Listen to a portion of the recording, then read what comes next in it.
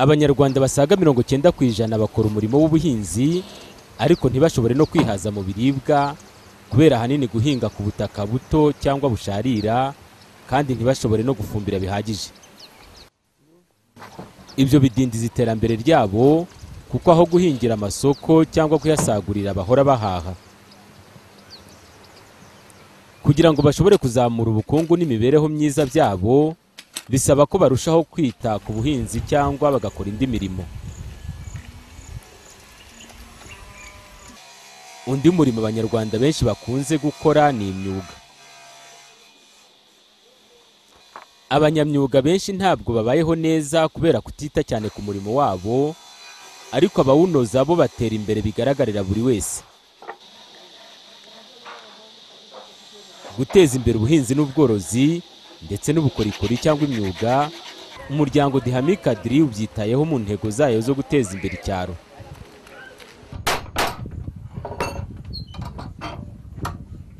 DUHAMIC ni umuryango nyarwanda udashamikiye kuri leta kandi udaharanira inyungu.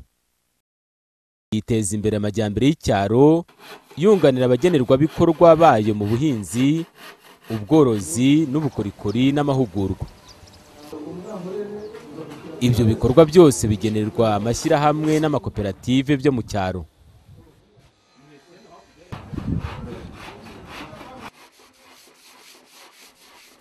Ifasha kugira ngo iyo mirimo yabo ikorwe mu buryo buyongerera umusaruro, ubwiza n'agaciro.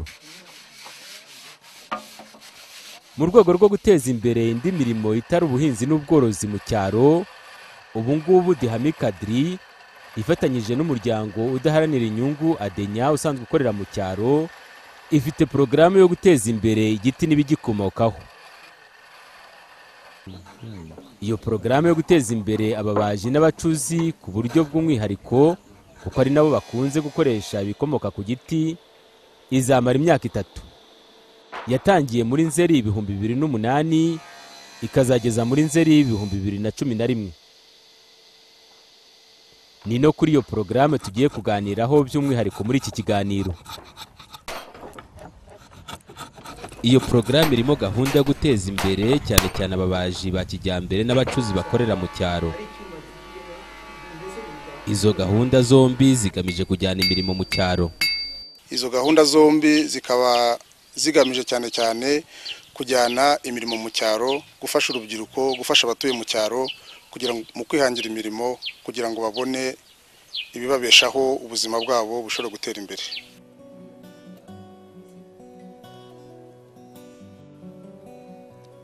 Mu mwaka umwe imaze, iyo porogaramu imaze gutanga umusaruro werekeza heza abagenerwabikorwa bayo. Yibanze ku babaji ariko na gahunda y'abacuzi irimo gutangira. Ku bijyanye n'ababaji, hamaze gukorwa byinshi bijyanye no kuvugurura imikorere yabo ngo ijyane n'igihe. Ibikorwa by'ingenzi by'uwo mushinga ni ugufasha ababaji kubona ibikoresho by'ibanze, imbaho, kuko imbaho nizo bakoresha mu bubaji bwabo. Uwo mushinga watumye bashobora kubona amamashini abafasha kubaza kuko mbere babashijaga intoki, amamashini rero agatuma babaza batavunika. Hakaba hari na gahunda yo kubakira uruganda rutoya rw'umisha imbaho, kuko n'imbaho mbere yo kuzikoresha byasabaga ko bazumisha imyaka 2. Ubu rero urwo ruganda ruzatuma imbaho bazumisha mu mezi makeya bakaba bazikoresha vuba. Hakaba hari na gahunda yo kubakira za stoke z'imbaho bazajya babikamo izo mbaho kugira ngo zitangirika. Umushinga ukaba ufite na gahunda yo kubashyikira mu kugurisha ibikorwa byabo, mu kugurisha ibyo bazaba bakoze, uko bakora inzugi, bakora ameza, bakora utubati, bakora ibintu bitandukanye byo mu mbaho. Icyo tubafasha rero ni ukugira uruhare mu mamurikagurishwa abera hano i Kigali cyangwa se mu ntara, ndetse tugafasha n'umwiyamamaza publicité ku maradiyo no kuri televiziyo ibikorwa byabo. Ikindi gikomeye cyane ni uko tubafasha mu mahugurwa atandukanye, amahugurwa mu icungamutungo, amahugurwa mu gukora ibikoresho bishyashya, gukora se meuble z'ubundi bwoko, gukora inzugi izindi modeli z'inzugi, gukora ingendo shuri kugira ngo babone uko ahandi ababaji bakora. Hakaba hari no kubahugurura bakamenya mbese amategeko y'ababaji, amategeko y'abanyabukorikori, ibi byose bakamenya ibyo minisiteri y'ubukorikori ikora, bityo bikaba byabafasha no kwishyira hamwe, bakaba bakwishyira hamwe n'abandi babaji kugira ngo bashobore guharanira inyungu zabo. Iyi porogaramu ikorera mu duce DUHAMIC ikoreramo, by'umwihariko mu duce dufite ubutaka busharira. Ikorera mu karere ka Nyaruguru mu ntara y'Amajyepfo. Aka karere kakaba gafite ubutaka busharira n'undi mwihariko wo kugira ibiti n'imbaho byinshi. Igakorera no mu karere ka Rulindo. Iyi porogaramu yihariye yo guteza imbere igiti n'ibigikomokaho, cyane cyane ububaji bwa kijyambere bukorerwa mu cyaro, igamije cyane kujyana imirimo mu cyaro, gufasha abatuye mu cyaro kwihangira imirimo kugira ngo babone ikibabeshaho, maze ubuzima bwabo bushobore gutera imbere. Abagenerwabikorwa bayo bari mu nzego ebyiri. Abo bagenerwabikorwa bari mu nzego nk'ebyiri. Hari abarebana n'ububaji by'umwihariko koko, bakaba bari mu mashyirahamwe navuga cyangwa amakoperative atatu. Hakaba ari amakoperative ya mbere amaze igihe cyane cyane akorana na DUHAMIC, afite ubunararibonye muri uwo mwuga, akaba akorera ahantu hitwa Igishamvu hari Busoro. Tukaba dufite n'andi makoperative abiri, imwe ikorera Indago, indi igakorera Nyabimata. Tugomba guha ingufu kugira ngo turebe uko yagera ku ntera ariya amaze kugeraho. Dufite rero n'indi koperative ikorera Irutongo, nayo ikorana n'iyo porogaramu, nayo y'ububaji ubona ifite ubunararibonye. Hejuru y'aho ngaho dufite amakoperative y'abacuzi adufasha cyane cyane muri uwo mwuga, bakora ibintu bijyanye n'ububaji nk'amaranda, amabedane, amasizo. Ibyo nabyo bikababeshaho muri uwo mwuga wabo. Bafite ibikoresho by'ubuhinzi nka twa tuntu tubagara twa nyirabunyagu.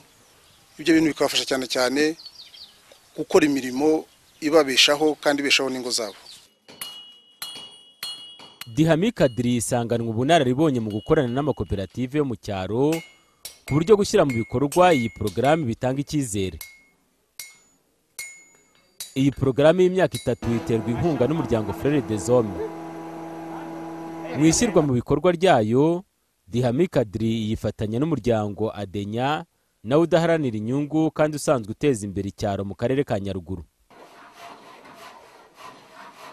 Uruhare rwa Adenya ni runini. Adenya cyane cyane uruhare rwayo uretse ko dufasha mu bikorwa hafi ya byose, ariko twebwe kubera ko dusanzwe dukorera muri iki giturage, ni twebwe dushinzwe ubukangurambaga, ni twebwe dushinzwe kumenya abasore, kubashakisha, noneho tukabashakira amahugurwa.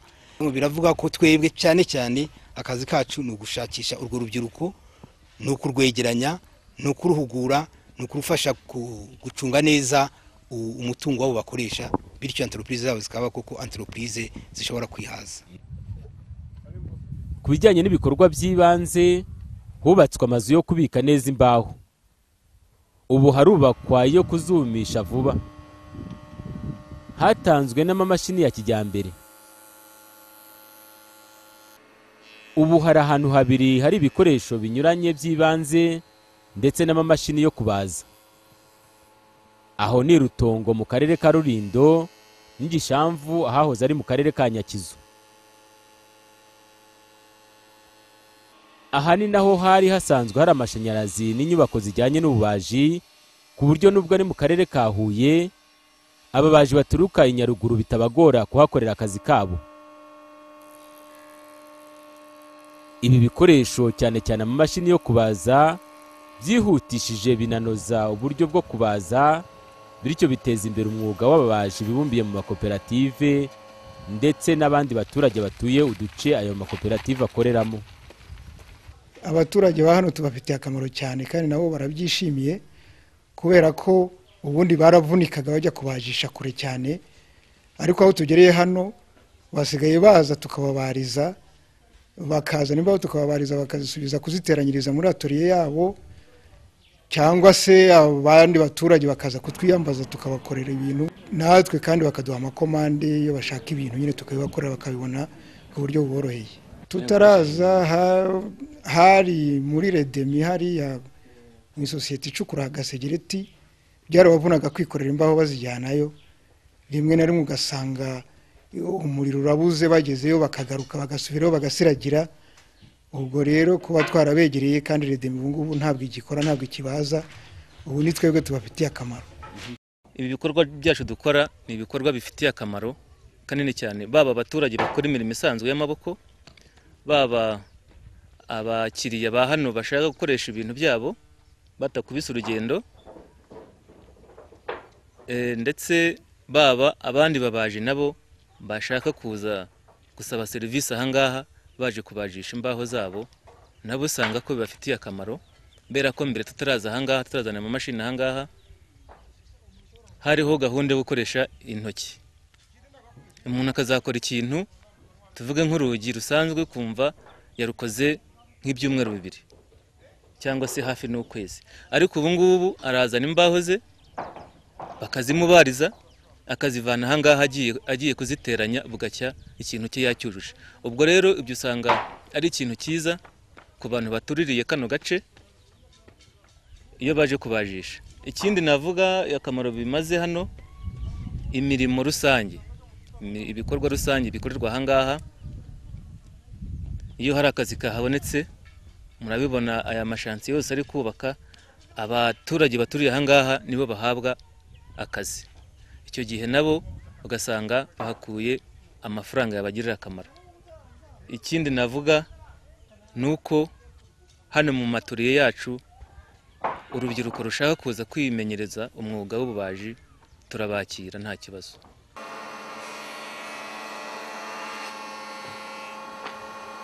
Akamaro k'ibikoresho byo kubaza n'indi mirimo ihakorerwa bigera ku bantu banyuranye.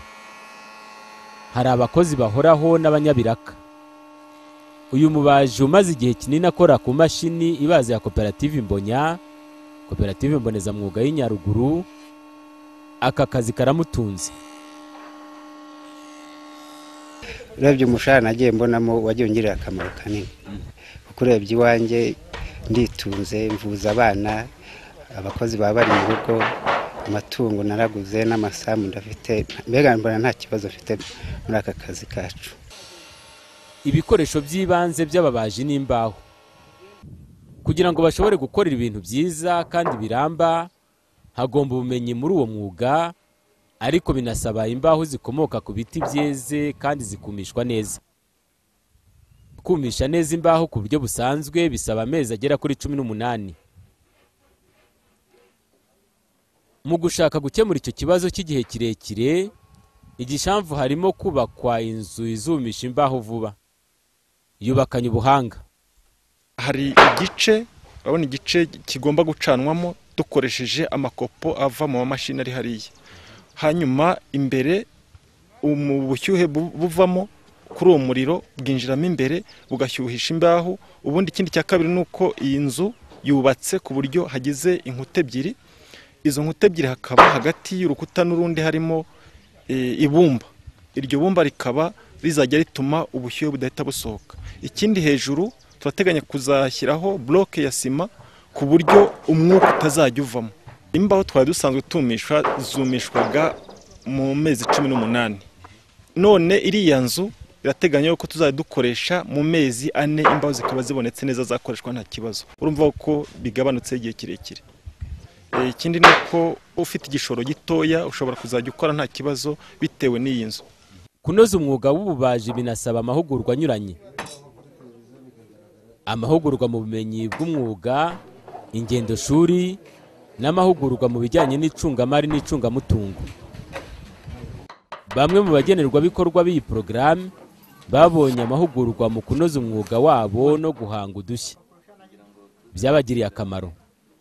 Twahuguwe mu bintu bijyanye no gukora bya mebure, ukaba washobora gushyiraho ibintu by'imirimbo, noneho ikarushaho kugira agaciro kuko ibyo twakoraga nta mirimo twashyiragaho.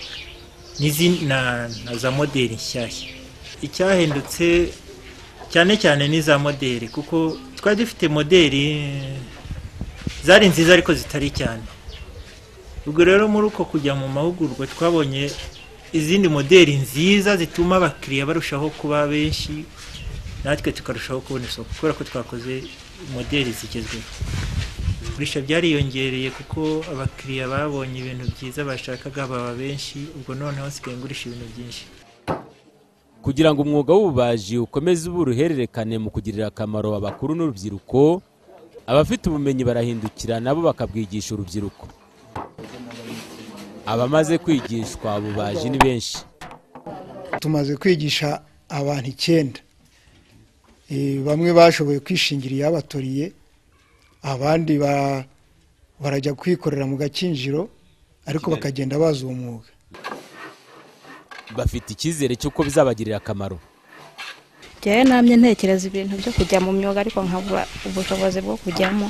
Ubwo ngize ntambona abaterankunga bavuze ati ngwino tukujyane ujye mu myuga. Ubwo mpita ngendo mazemo amezi 3. Nzi kubaza utuntu tworoheje, ntari nzi gukora ku buryo kubona isabune n'amavuta nta kibazo mbifiteho. Iyo nkoze bareba ibyo nakoze bityo bakareba igihembo kinkwiriye icyo bampa. Tumaze icyumweru tubyiga, mu byo tumaze kumenya gushyira imitako ku rubaho, ibindi nabyo bizagenda biza nyuma. Birahari byinshi tuzadukora ku buryo bwo gutunganya akabati neza, tugashyiraho imitako, tugashyiraho indabo n'ibitanda, tugashyiraho indi mirimbo isanzwe myiza cyane. Gukora neza umwuga w'ububaji ni no kumenya gucunga neza umutungo. Ababaji bagiye babona amahugurwa mu icungamari n'icungamutungo. Bahungukiye byinshi bizabafasha mu mwuga wabo. Amahugurwa n'umvise azajya hindura mu mikorere yanjye, kuko twizemo ibyo cungamari, uko umuntu ashobora kubika ibikoresho, uko umuntu abika amafaranga yinjiye, ndetse no umuntu yafunguza muri banki kugira ngo amafaranga ye kujya yabika mu mufuka. Icyo bizahindura nuko bigaragara ko ubusanzwe umuntu yakoraga mu gihe atamenya ibyinjiye ibisohotse, ariko mu mahugurwa twabyizemo.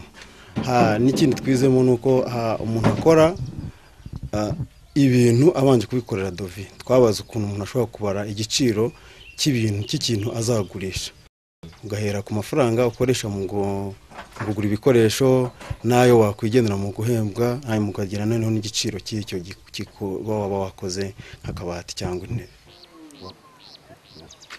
Muri rusange mu turere iyi porogaramu y'imyaka 3 ya DUHAMIC yo guteza imbere igiti n'ibigikomokaho ikoreramo, hakunze kuboneka amashyamba avamo imbaho, ariko uko bayasarura ni nako agabanyuka. Mu guteganya kugira ngo icyo gikoresho cy'ibanze imbaho kizakomeze kuboneka, DUHAMIC ifite ibikorwa bigaragara byo gutera amashyamba muri Nyaruguru. Harategurwa ingemwe zihagije zikwirakwizwa mu baturage, cyangwa se zituma hasazurwa amashyamba ashaje muri ako karere ka Nyaruguru. Ibi bifasha no kubungabunga ibidukikije.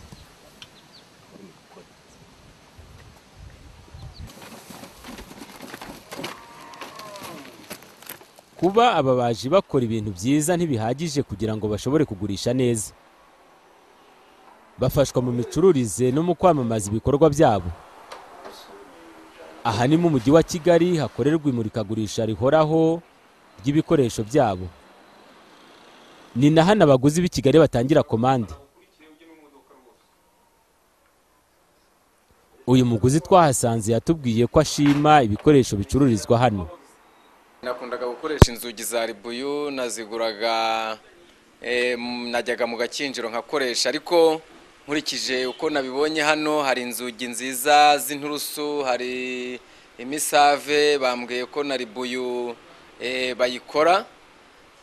Icyiza nakunze hano nuko inzugi zaho zimeze neza, bambwiye ko bakora no mu biti byumye, nazishimye cyane. Kandi ikintu cyaho nakunze nuko ibikoresho byaho birakomeye, ni byiza kuko burya dukenera ibikoresho bikoze mu biti byumye, kuko iyo ibiti byumye bituma iyo izuba rivuye bitabasha kwideforoma ngo hazemo imyenge, ariko iyo igiti cyumye ni ukuvuga ngo naho izuba ryava cyangwa bikamara igihe kirekire, urugi cyangwa se ari intebe bikomeza ari bya bindi. Kuba aya makoperative akora byiza byizewe bituma babona amasoko menshi. Aha niho bahawe akazi ko gukora no gufunga inzugi n'amadirishya by'iyi nzu iri mu mujyi wa Kigali. Gukora byiza no kubona uko bagurisha neza ni nayo ntego y'iyi gahunda yo guteza imbere igiti n'ibigikomokaho.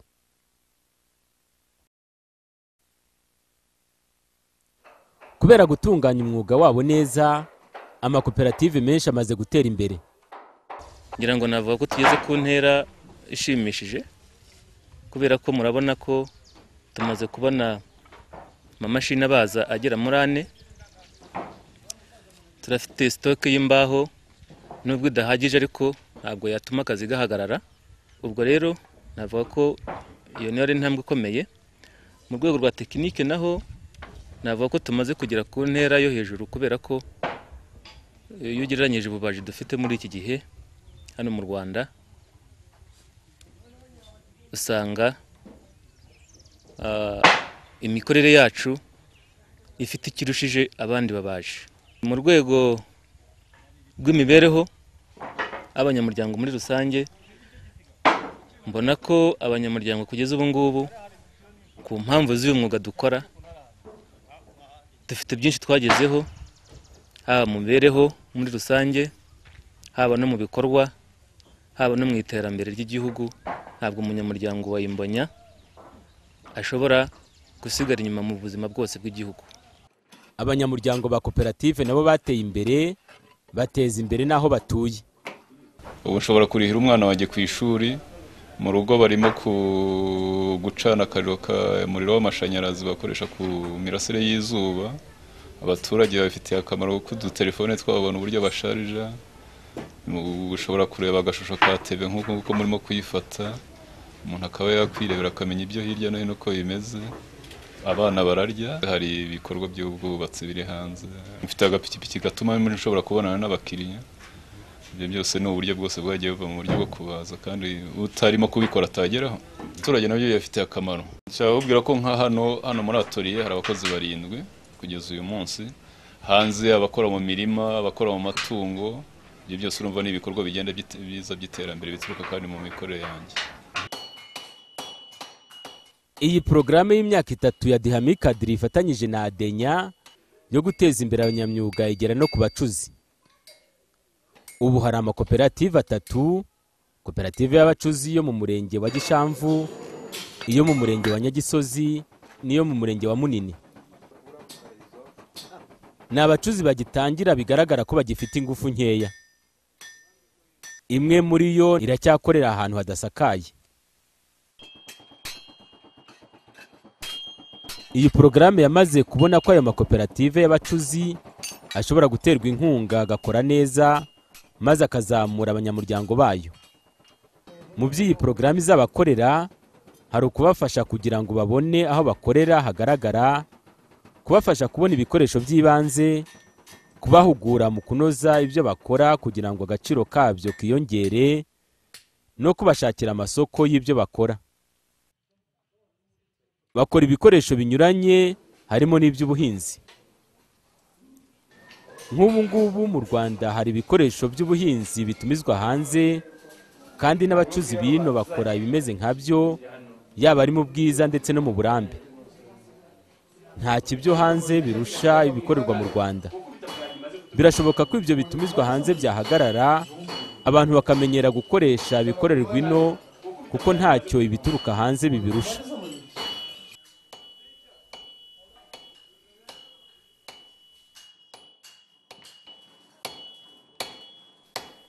Ubuyobozi bw'ibanze mu duce iyi programme ikoreramo bwishimira ibikorwa byayo kuko bizamura abahatuye. Ibyo bituma n'abaturage bahagirira imyumvire myiza. By'umwihariko ngo hanakwiye ishuri ry'ububaji. Ibikorwa bya DUHAMIC bifasha za koperative zacu kugenda ziteza imbere mu buryo bunyuranye. Navuga nk'akamaro mbona mu rubyiruko. Urubyiruko rushobora kuza rukahigira imyuga inyuranye, kubera yuko twebwe nta n'amashuri y'imyuga menshi turagira, ariko aha haradufasha cyane bagashobora kwiga bakajyana ayo majyambere. Ikindi ni ibikorwa bya DUHAMIC bigenda bigaragara. Ababaji basanzwe batari muri ya koperative bashobora kuhakorera ingendo shuri, bakaza bakavugurura bagashyiramo ikoranabuhanga mu byo bari basanzwe bakora. Hari n'abaturage rero kwiteza imbere ndetse n'umurenge ubwawo mu ruhare ufite rwo kugenda uzamura abaturage. Turabifashisha cyane, tukakoresha ibyo dukeneye, bagiye badufasha mu bintu byerekeye gukinga inzu z'abatishoboye hafi aho ngaho. Nk'aho bari amazu bamaze kubaka, aya mazu ubwayo yatumye nk'amashanyarazi yiyongera mu murenge. Ikintu twumva cy'icyifuzo cyashyirwamo ingufu cyane kuzashyiraho ishuri ry'ububaji, kuko iyo urebye ibintu bakora usanga bifite agaciro gakomeye, urubyiruko rwacu rukahigira. Tugendeye ku byo tumaze gukurikira, bigaragara ko abanyamyuga banoza umurimo wabo babona inyungu ikwiye. Porogaramu ya DUHAMIC na ADENYA yo guteza imbere abanyamyuga ikwiye kugera kuri benshi cyane bashoboka kandi mu gihugu hose, kugira ngo umwuga urusheho kuzamura abawukora. Ibyo bizatuma kandi amafaranga yakundaga kwibanda mu mijyi agera cyane mu cyaro, ahazamura ubukungu n'imibereho, maze urubyiruko rugabanye kwirukira mu mijyi. Bizanatuma umwuga uba ikindi cyiciro cy'ubukungu gikomeye mu kuzamura icyaro. Iri shyirwa mu bikorwa ry'iyi porogaramu ya DUHAMIC na ADENYA yo guteza imbere igiti n'ibigikomokaho nikomeza kugenda neza, izarangira imaze guteza imbere cyane icyaro ikoreramo. Itegerejweho byinshi.